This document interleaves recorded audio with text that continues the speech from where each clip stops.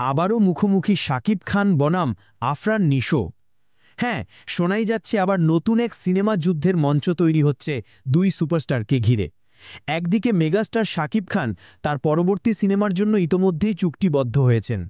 Social মিডিয়ায় রীতিমতো ঝড় উঠেছে, এই সিনেমায় তাকে দেখা যেতে পারে একজন আর্মির মেজর চরিত্রে।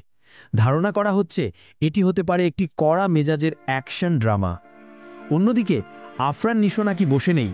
ভেতরের খবর বলছে নিশো কাজ করছেন একটি হেভিওয়েট অ্যাকশন সিনেমা নিয়ে, যেটির পরিচালনায় থাকতে পারেন রায়হান রাফি।